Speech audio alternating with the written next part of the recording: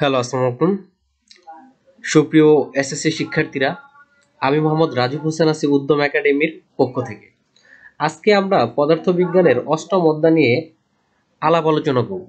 ঠিক আছে, তাহলে অষ্টম অধ্যায়ের নামটা কি সেটা আমাদের জানা জানা দরকার আছে। তো অষ্টম যে চ্যাপ্টারটা, সেই চ্যাপ্টারটাকে আমরা বলতেছি আলোর প্রতিফলন। ঠিক আছে, তো আলোর প্রতিফলন অধ্যায়টা পড়তে গেলে আমাদের একটা জিনিস প্রথমে ভালো করে আমাদের ধারণা নেওয়া লাগবে। সেই ধারণাটা কি? Nature of light. ঠিক আছে, আলোর প্রকৃতি সম্পর্কে ধারণা নেওয়া লাগবে। তো আমি একটু আলোর প্রকৃতি সম্পর্কে আলোচনা করি যে আলোর প্রকৃতি কি। বাহ্যিক কোনো বস্তু থেকে আলোক রশ্মি যদি কোনো বস্তুর উপর পড়ে প্রতিফলিত বা প্রতিসরিত হয়ে আমাদের চোখে প্রবেশ করে, তবে আমরা ওই বস্তুটাকে দেখতে পাই। ঠিক আছে, তাহলে আমরা এই অধ্যায়ে কি পড়বো সেই টপিকসগুলো আমরা সংক্ষিপ্তভাবে দেখে নেই। তো দেখেন, এই অধ্যায়টার নাম হচ্ছে আলোর প্রতিফলন। তো আলোর প্রতিফলনে আজকে আমরা এই পার্টটুকু কভার করার চেষ্টা করব। এই পার্টটুকু আলো, ঠিক আছে, আলোর এই পার্টটুকু কভার করার চেষ্টা করব। দৃশ্যমান আলো, অদৃশ্যমান আলো, ঠিক আছে, এই নিয়ে আমাদের কথাবার্তা সীমাবদ্ধ থাকবে। এরপরে যে টপিকসটা আছে সেটা হচ্ছে আলোর প্রতিফলন। এখানে আমরা নিয়মিত প্রতিফলন, অনিয়মিত প্রতিফলন দেখব।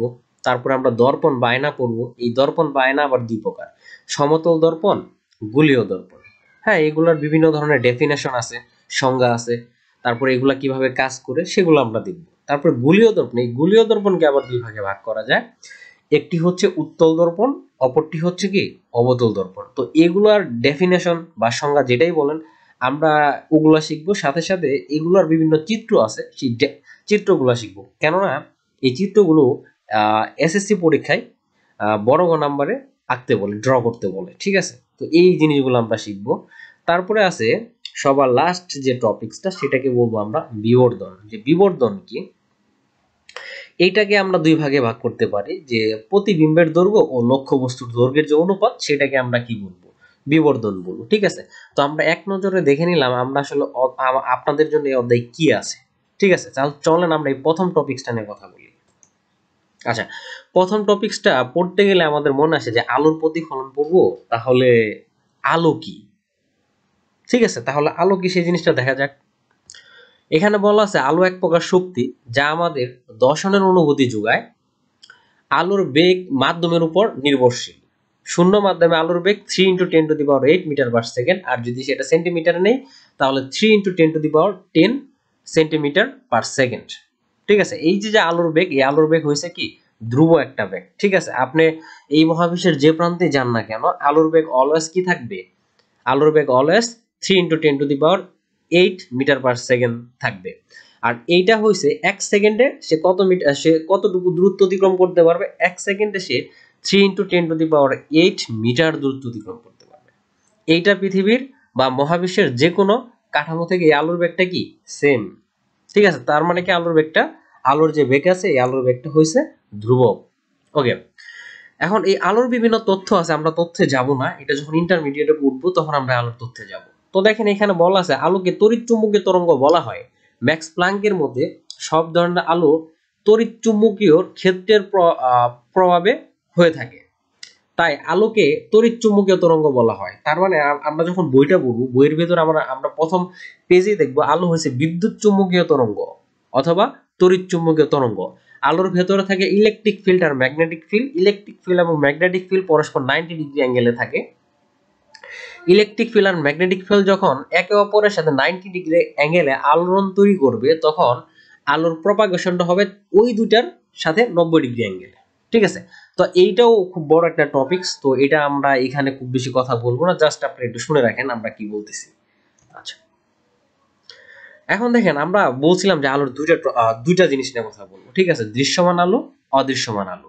তাহলে আলো কয় প্রকার? আলো হয়েছে দুই প্রকার: দৃশ্যমান, অদৃশ্যমান। যে আলো অন্য বস্তুকে আলোকিত করে তাকে দৃশ্যমান আলো বলে। দৃশ্যমান আলোর তরঙ্গ দৈর্ঘ্য হবে কত? 400 থেকে 700 ন্যানোমিটারের ভেতর। যেমন সূর্যের আলো, হারিকেনের আলো, টর্চের আলো, বা বাড়ি করে যে আমরা প্রত্যেকদিন জীবনে লাইট ব্যবহার করি তার আলো। আচ্ছা, তো যে আলো অন্য বস্তুকে আলোকিত করে না তাকে অদৃশ্যমান আলো বলে। অদৃশ্যমান আলোর তরঙ্গ দৈর্ঘ্য 400 ন্যানোমিটারের নিচে এবং 700 ন্যানোমিটারের উপরে।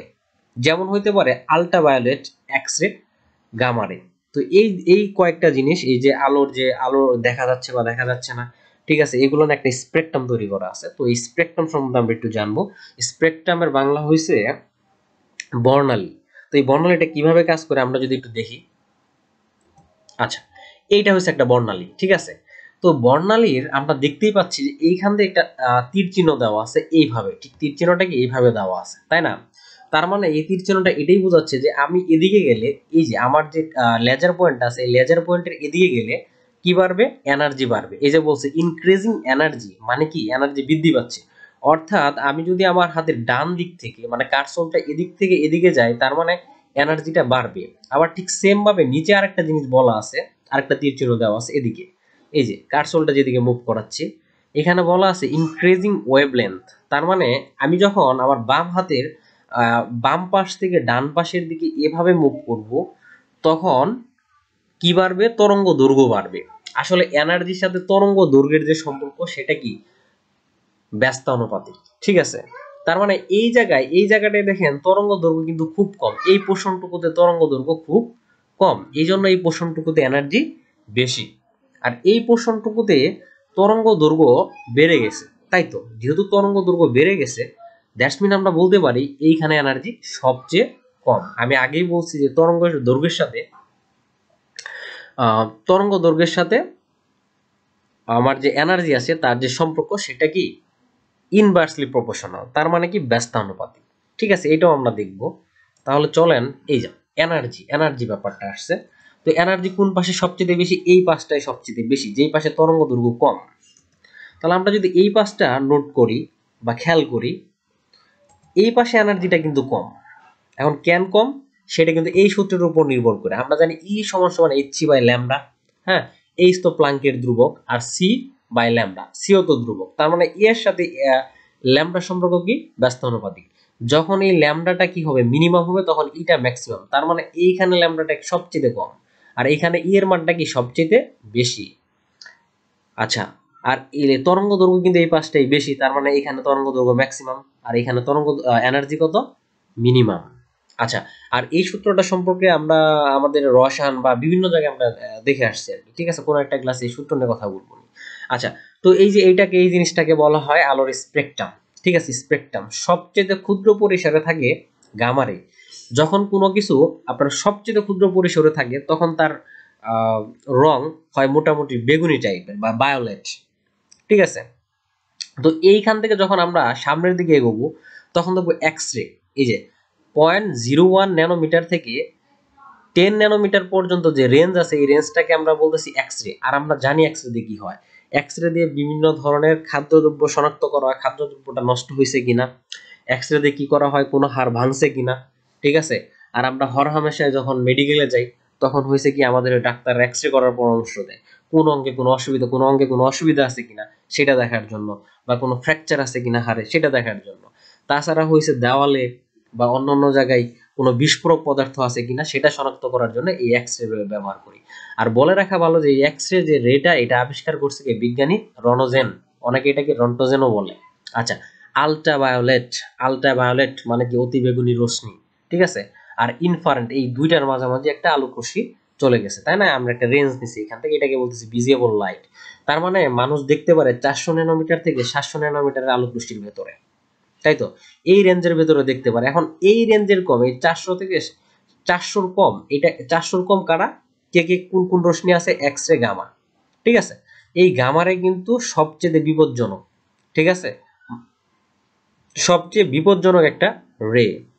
আচ্ছা, তারপরে যেটা আছে ইনফারেন্ট রে। ইনফারেন্ট রেটা কি হয়? এটা আমাদের রিমোটের ব্যবহার করি। আপনারা যখন বইটা পড়বেন, বইয়ের দ্বিতীয় বা তৃতীয় পেজে পড়বেন, ওইখানে বলা আছে যে ইনফারেন্ট রে আমরা যখন রিমোট যখন অফ অন করি, তখন ওই রিমোট থেকে একটা লাইট বের হয়, ওই লাইটটা কি আমরা দেখতে পাই না। ঠিক আছে, ওইটা হচ্ছে ইনফারেন্ট রে। তো ইনফারেন্ট রেটা দেখা যায় যদি ভালো মানের কোনো একটা ফোন থাকে, ওই ফোন দিয়ে যদি আমরা ভিডিও করি, আর তার সামনে যদি আমরা রিমোট চাপ দিই, তাহলে ইনফারেন্ট রেটা আমরা দেখতে পাবো। ঠিক আছে, আমাদের খালি চোখে দেখা সম্ভব না। আর সবচেয়ে বড় যে তরঙ্গ দৈর্ঘ্যটা আছে, সেটা হচ্ছে রেডিও ওয়েভ। হ্যাঁ, এই তরঙ্গ দৈর্ঘ্যটা কি? আমরা কিন্তু দেখতে পাই না। অর্থাৎ আমরা বলছি 700 ন্যানোমিটারের চেয়ে বেশি, এটা কিন্তু এই জন্য আমরা দেখতে পাই না। কিন্তু আমাদের আশেপাশে এমনও জীবজন্তু আছে যারা কি এই ছোট বা বড় রেঞ্জে একটা বস্তুকে দেখতে পারে। ঠিক আছে, আর আমরা জানি রেডিও কোথায় ব্যবহার করে, রেডিও মূলত স্যাটেলাইট কমিউনিকেশন নেভিগেশনে ব্যবহার করে থাকে, অথবা আমরা যে মোবাইল ফোন ব্যবহার করি মোবাইল ফোনের সিগন্যাল কি রেডিও ওয়েভ। ঠিক আছে, আচ্ছা আপনারা যখন বই পড়বেন ওইখানে একটা জিনিস লেখা থাকবে সিসিডি। সিসিডি মানে কি চার্জ কাপল ডিভাইস। তো আজকের ক্লাস এই পর্যন্তই, আশা করি আপনারা ভালো করে শিখবেন যে টপিকস যতটুকুই পড়াইলাম। ঠিক আছে, এর ভেতরে আমাদের কোনো সৃজনশীল আসবে না, এমসিকিউ টাইপের কোনো কোশ্চেন আসতে পারে। তো নেক্সট টপিকসের জন্য নেক্সট যে পড়াবো ওইখানে আপনাদের আমন্ত্রণ রইল, আপনারা ওই ক্লাসগুলো অবশ্যই দেখবেন। Thank you.